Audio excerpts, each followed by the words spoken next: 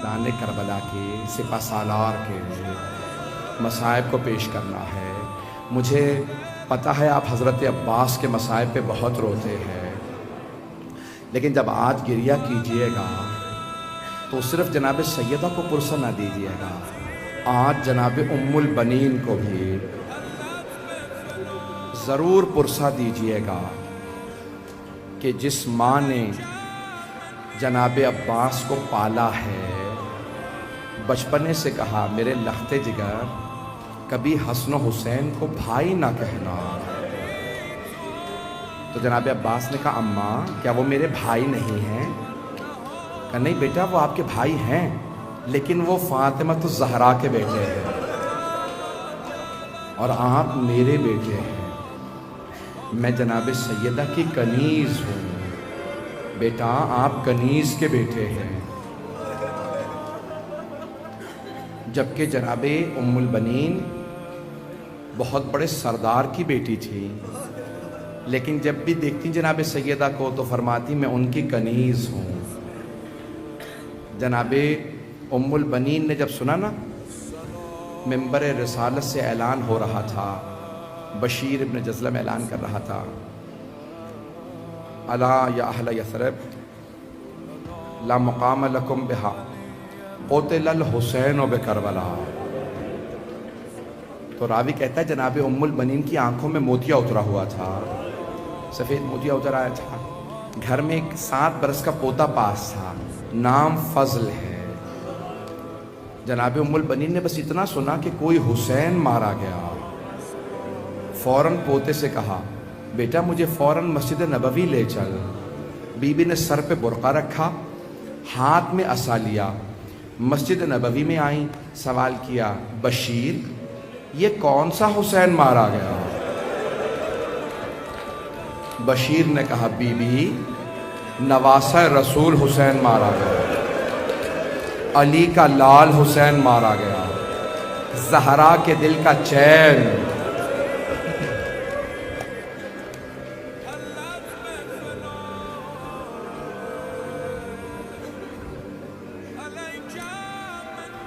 جناب ام البنین نے جب یہ جملے سنے نا تو فوراً پلٹ کے کہا بشیر میں کیسے مان لوں عباس کے ہوتے ہوئے حسین مارا گیا؟ ایک مرتبہ بشیر نے کہا نہیں بی بی آپ نے غلط سنا ہے، پہلے عباس مارے گئے تھے، بعد میں حسین مارے گئے۔ جناب ام البنین نے پلٹ کے کہا ابھی تک بی بی کے آنسو بہ رہے ہیں لیکن بی بی بلند آواز سے نہیں رو رہی، تو ایک مرتبہ کہا بشیر میں کیسے مان لوں علی کا شیر بیٹا عباس جنگ نہ کر سکا؟ بشیر نے کہا نہیں بی بی جب عباس کے سر میں گرز لگا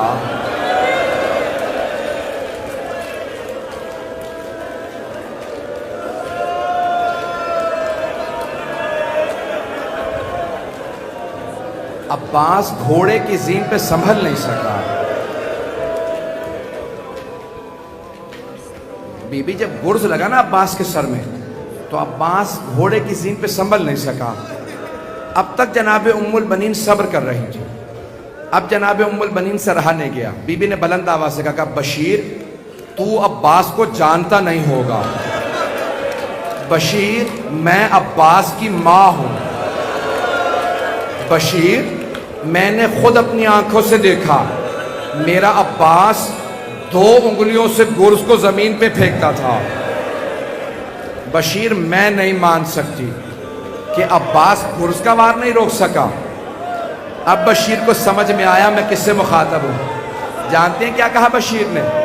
کہا بی بی مجھے معاف کر دیجئے لیکن جب عباس کے سر میں گرز لگا عباس کے بازو نہیں تھے،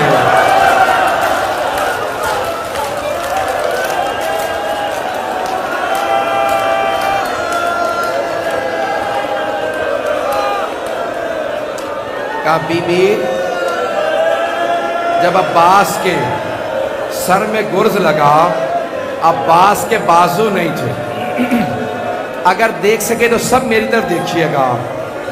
اب روایت کے الفاظ یہ ہیں کہ اب تک تو بی بی رو رہی تھی، لیکن اب بی بی کے ہاتھ سے عصا گر گیا. بی بی زمین پہ بیٹھ گئی، ماتم کرتی جاتی تھی، کہتی جاتی تھی ہائے عباس، ہائے عباس. بشیر نے ایک سوال کیا، کہا بی بی کیا بات ہے، آپ اتنا تڑپ کے کیوں رو رہے ہیں؟ کہا بشیر تو نے میرا کلیجہ چھلنی کر دیا. کہا بی بی کس بات نے آپ کو اتنا رلایا؟ کہا بشیر جب کوئی شہسوار گھوڑے سے گرتا ہے ہاتھوں کا سہارا لیتا ہے. بشیر جب میرے عباس کے بازو قلم ہو گئے،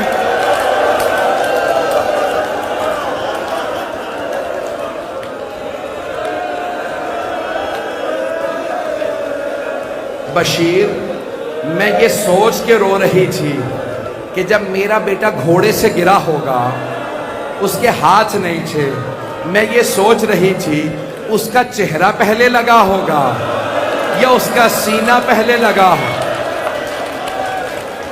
بس میں سن کے میں زیادہ نہیں پڑھ پاؤں گا، میں کوشش کروں گا پوری شہادت پڑھوں. ایک مرتبہ صبح عاشور نمودار ہوئی. جناب عباس نے مولا حسین سے کہا مولا اجازت ہے میں جنگ کے لیے جاؤں؟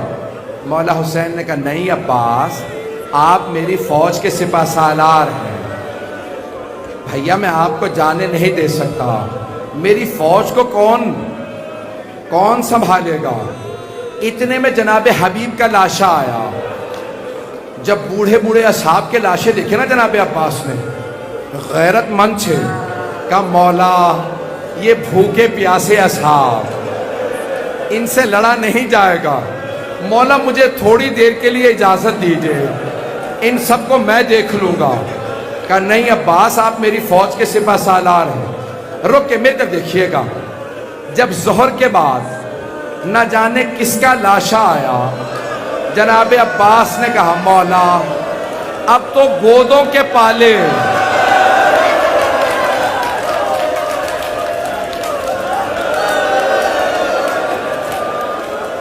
بچے مارے جا رہے ہیں، مولا اون و محمد کے لاشیں آ گئے، مولا مجھے ایک مرتبہ اجازت دے دے. مولا حسین نے کہا نہیں عباس آپ میری فوج کے سپہ سالار ہیں. اب جناب عباس سے رہا نہیں گیا. جناب عباس نے کہا مولا وہ فوج کہاں ہے جس کا میں سپہ سالار ہوں؟ مولا کوئی تو نہیں رہا. کہا نہیں عباس. خیموں کے سامنے جناب عباس اپنی تلوار پہ ٹیک لگائے کھڑے تھے. ایک خیمے کے اندر سے کچھ بچوں کی آواز آ رہی تھی. کچھ بچے مشکیزیں ہلا ہلا کے دیکھ رہے تھے. شاید پانی رہ گیا ہو، شاید پانی رہ گیا ہو.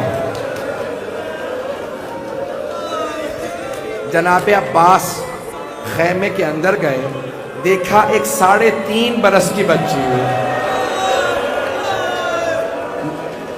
مشکیزہ اٹھا کے کبھی ماتھے پہ رکھتی ہے، کبھی لبوں پہ رکھتی ہے، کبھی گلے پہ رکھتی ہے، شاید ٹھنڈک آ جائے. نہیں. ایک مرتبہ مولا عباس نے کہا بی بی کیا بات ہے؟ کہا چچا مجھے پیاس لگی ہے. مولا نے کہا بی بی مشکیزہ ہاتھ میں لیجئے، میرے ساتھ چلیے، ذرا اپنے بابا سے کہیے مجھے پانی لانے کی اجازت دے دیں. جناب سکینہ نے کہا بابا چچا سے کہیں مجھے پانی لا دیں. میرا دل کہتا ہے مولا حسین نے کہا ہوگا عباس اب آپ ایسی سفارش لائے ہیں میں رد نہیں کر سکتا. ایک مرتبہ مولا حسین نے مشکیزہ حضرت عباس کے ہاتھوں میں دیا، علم دیا، کہا عباس بس آپ کو پانی لانے کی اجازت ہے. جناب عباس نے فوراً مشکیزہ کاندھے پہ رکھا، علم ہاتھ میں لیا. جب جانے لگے نا تو مولا حسین نے کہا عباس آخری مرتبہ ذرا زینب سے ملنے گئے. جناب عباس خیمے کے اندر نہیں گئے, خیمے کے باہر کھڑے ہو گئے. کہا بی بی الوداع. جناب زینب نے کہا عباس ایک مرتبہ خیمے میں آ جائیے. اب زینب نے کہا عباس جب میں پہلی مرتبہ کوفے آئی تھی تو مجھ سے بابا نے کہا تھا زینب آپ کو اسی کوفے میں قیدی بنا کے لایا جائے گا. عباس میں سوچا کرتی تھی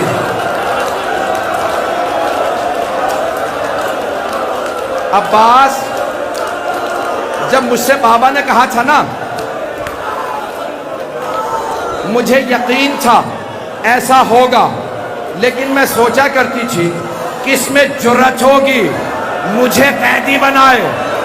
عباس لیکن ابھی جب آپ نے کہا نا بی بی الوداع مجھے یقین ہو گیا وہ وقت بڑا قریب ہے جب مجھے قیدی بنایا جائے گا.